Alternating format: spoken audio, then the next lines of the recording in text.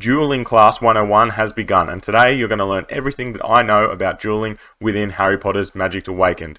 There is so much to learn, and when you first jump in, it can be very overwhelming, but today we're going to go through what echoes you can use, what strategies you can use, how to build your deck, and how to counter your opponent. There is a lot to go through today, but please stick around to the end. It may be a bit longer of a one, but to fully round your dueling career going forward, you may need to understand all of these concepts that I'm giving to you today. So once you've unlocked duos, this is what the landing screen looks like, and we're going to go through solo and duos today, so don't worry, both will be covered. Make sure over in that bottom left-hand corner, training, if you have not gone and done it, there is a lot of gold hiding within that training section, and it literally takes less than 5 minutes. Did a video on it that I will post up above anyway. Before we get into deck building, learning how to play, and all of those in nuances, you kind of need to think to yourself, what type of playstyle do I want to play with? And the best way to do this is to just go in there and try all the different cards. Get in there, try all your summoning cards, high damage cards, the lower control cards, and just get a feel of where you like playing. Go and play with different echoes. Do you like being Dobby, where you can bounce around the map? Hermione, where you can use spells for a little bit less? Or do you like summoning heaps and just using Newt, so you can continuously summon and just kind of spam deck? These are the few options that you need to think of before you get into it. They all have their pros and cons, and they all have counter decks that other people may be using.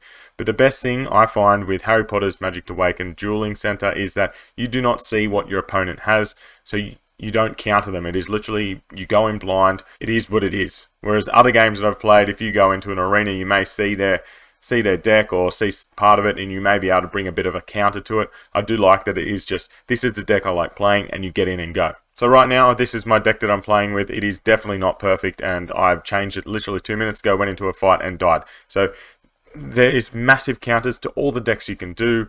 That's why I said, find something you like playing with. That is my number one tip for the dueling club and duels within this game. Find a deck you like playing with. Doesn't need to be fast. It can be slow.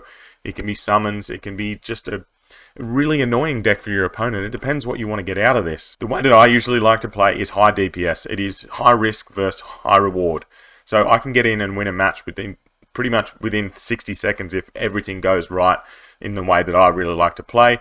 But I do lose more often than not, so it's probably not the best way to play, to be honest. And a heavy counter to a high damage deck is lots of summons. Most of my attacks here are only single target, or my AoEs aren't doing enough damage to kill them straight off the bat, and I'm running around just running out of moves. So Harry Potter, straight off the bat, he increases the damage by 47% or healing by 15% of cards under 3 MP, or 3 MP or under. So some good cards to match with Harry Potter would be the Broomstick with the things that fly around. You can't think of the name right now, because that enhances both of their damages by 50, or nearly 50%, which is a huge increase for something that's cost so little, and you can continually rotate these cards. So that's what I'd use Harry Potter for, would be all low cost cards and just fast spells, continually hitting your opponent. Maybe it's only small damage, but if it's up by 50% continuously, this can be a really good strategy. So next off the bat, we've got Dobby, and this is probably who I would lean to as a beginner. First, straight off the bat, you don't really know much about the cards, but this guy makes it so you can dodge your opponent's cards really easily, and it's someone that I use still consistently now. I'm still learning, guys. Definitely still learning. Definitely not saying I'm the best in the world. I'm nowhere near that, but I'm teaching you the building blocks to get further into the game. You get an extra 3 moves, but you will probably use them more often because you will jump around with Dobby heaps. The one thing you really need to watch is that when you run out of moves, you only gain one every couple of 20 seconds or 10 seconds or something, so you can get caught in a corner and then you pretty much match is over. Next up is Hagrid, and as you would expect, he's really good with summons, and the one that I really like to mix with him is Fiend Fire, because your highest cost summon attack gets raised by 50% and it heals every 2 seconds, so it makes Fiend Fire really hard to kill. If you have other summons out there that you're laying down, like spiders and a few others that are just getting killed, Fiend Fire just keeps on leveling up, and you take a healing card in with you as well, and also add to the heals that Fiend Fire gets. It nearly becomes unstoppable if your opponent doesn't defeat it straight away. It has caught me out many a times. Weasley Twins, ones that I have not used at all, but they lower the cost of your companion cards, or your weight for your companion cards, by 13%, and once you've used them all, you can go through your companion cards again one more time. So this can be useful if you really lean on your companions a lot. Newt Scamander, he is the absolute spam deck king. So pretty much just take summons with you. You may need to take a couple spells because you just do, but every couple of summons you get an extra summon for 1 MP, and you just throw them off, and you just continually summon, and just try and overwhelm your enemy with so many more summons. Snape is next up, and really all he does, he just casts Sempra at your opponents. I haven't used him in duels. He may be probably better off used in Forbidden Forest. I'm sure people do use him in duels because he probably could be a good counter to summons decks, because he does use that Sempra, and it will bounce between all the opponents. Hermione, which is one of mine that I have been using lately, it reduces the MP cost of spell cards. My deck was heavily spell orientated, which means that my Crucio and my Avada Kedavra were dropped down to 3 MP every now and again, and that is huge. Using half the MP to take off those big spells is absolutely amazing. You get them off more, you take more damage, and you just keep going, keep rolling with it. So 2 more to go. We've got Neville up, and instead of using a basic attack when you're close to any enemy, if you're further away and you won't basic attack, you'll start to heal your units and yourself. This can be pretty useful if you put him in a massive heal deck and you're trying to outlast your opponent. For this deck, I would say that you stay as far away from your opponent as possible, and probably use more summons than anything, and then hopefully you just get some heals off, have Daniel with you and then some other healing, and just try and outlast your opponent. So Bellatrix Lestrange, she is one of my absolute favorites, and I've used her heaps, and I'm looking at this now, I'm probably going to switch back to her with the Crucio, the Hermione, the Fire, and this Redo card. They are all absolutely massive in my spell deck, and I use them all the time, so I think I'm going to switch back to this before we go into duels. But she is just a high damage dealer. The more that you attack your opponent, your actual opponent, you gain some points, and then a Death Eater will get spawned every however many points. The first time, 1 Death Eater gets spawned. The next time you get to the top, 2 Death Eaters get spawned. The third time you get 3 Death Eaters, and then every time after that, it's always 3. And they absolutely melt your opponents. They Crucio the closest opponent. And a lot of the times, if you do it right, you can make sure it is your actual opponent, instead of some of their summons that they've got rolling around near them. Right, so first things first, you pick what type of strategy you want to play. If you want to attack, you want to defend, you want to heal, you want to summon, or you want to use spells. That is your first thing you need to do. Once you do that, then you need to find the echo that suits the playstyle that you really like, as I've just gone through before. Next up is building your deck. So as you can see, I've gone with Bellatrix, and this is my spell deck. High damage, high risk, high reward. I'll probably lose as soon as we get into battle, but this is what I just like playing with. It's a fun way that I like playing. As you can see, I got spell, 1 summon, 2 summon, redo, and heal. So I use the Whomping Willow as just something to place down that is a bit of a tank for me, and then I can take down all of their summons from that. I use Hermione. You'll see exactly how I use her straight off the bat to absolutely melt the opponent as fast as possible. And then my other 2 companions, Cassandra, she does so much damage. If the opponent leaves her there, she will just take out the summons pretty easily. And then Daniel just for a little bit of extra healing. This is what I'm going to be taking in. It's probably not a very well balanced deck. If you want to have a more balanced deck, you definitely need to add some control in here too. But for me right now, that's not what I want to play with. But if you really want to play with that, I may be able to do some decks in the future and show you some different variations on how you can play within the game. But as I've said before, the best thing that I can tell you to do is just go out there, practice with the cards, watch your opponents and how they play, and get some ideas.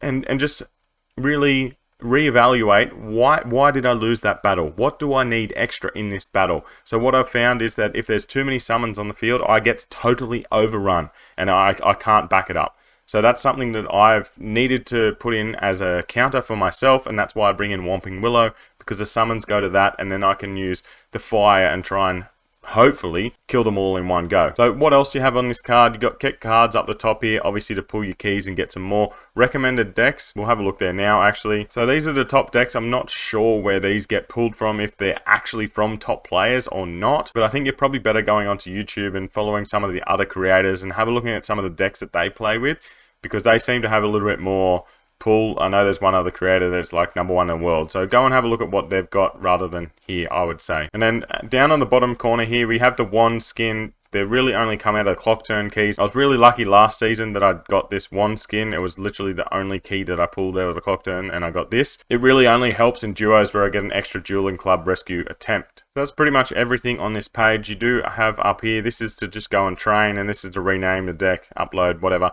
Not really something that we need to be talking about right now. So the only difference, when you go to play duos, you may want to think about a different tactic to when playing solos, because there is going to be a lot more summons on the field. Like, it is absolutely chaos sometimes. So a deck like I'm going in with right now that has a lot of single shot targets, it's probably not going to work as well against the duos, because there's going to be so much other crap in the way that is going to get in the way of my spells. As you can see, I'm only in platinum. I did push well into the one above it last season, and you get dropped down, so it's just taken me a fair time to go back up. Have a look down the bottom here. We do have potions, and these potions really do not affect you in battle at all. You can heal whilst you're in battle, and these ones just don't affect your tier when you lose, and that one changes your hair color. There's probably other potions in here that I haven't brewed, but I really don't think potions are that useful in the start. Maybe up in the top echelon, people may be using potions at the start. So as you keep going further up, there will be banned cards. Well, voting starts in 13 hours. There will be banned cards. So this is why you need to practice as much as possible, because maybe you get up into the higher tiers and the cards you love using are just banned, which is highly annoying, which happened to me last season. I just started to get used to this deck, and then 3 of the main cards out of that deck were banned, and it really shoved me into playing a different deck. So the next thing that's happening right now is the Jamino card copy event. It happened last season as well, so it seems to happen continuously, probably every 4 weeks or so. So every time you beat an opponent 3 times, you get to choose one of their cards out of their deck. You can do it twice a day, so that means do at least six battles a day. It goes up to 6 chances, so it can accumulate for 3 days, and then you can take them all on that last day if you really want to. And it is just a random card. You can get legendaries and anything out of this, but it's just their deck comes up there and you randomly pick one. It's just an extra way to earn some more cards, which I think is really cool. But let's get into a match. Ooh, powerful opponent, a bonus points. He's on a 5-win streak. He is 50 ranks higher and in diamond. So hopefully I win this. I should get at least 50 points to my tier, but I'm not going to be holding my breath. Let's go Rory Mac. But obviously you spawn in. I like this intro. It's pretty cool. And then, as you can see, because I use the bad spells, I get this green aura around me. I'm going to put out my tree just to kind of take the heat from those two. And then Hermione flames, and she will flame as well. This is why I love Hermione, because she just adds that extra dimension. If you get a Malfoy, if you get a Ron come up like that, pretty much defeat it as fast as possible. It can be really annoying. And then see this little bar above Hermione? This is showing her when she's ready to do an attack again. So make sure you keep an eye on that and use your spells accordingly. This egg down here, please try and kill it before it goes all the way up, because that dragon can absolutely annihilate you. I don't know if I've got enough spells to kill it. We'll see. Oh god, he absolutely just dropped 5 summons straight on me. I did lay down Cassandra. I should have gone the tree, then Cassandra, so the tree could have taken or tanked up a lot of damage while Cassandra got ready to lay down her lightning. But this move right now literally just put him on the front foot.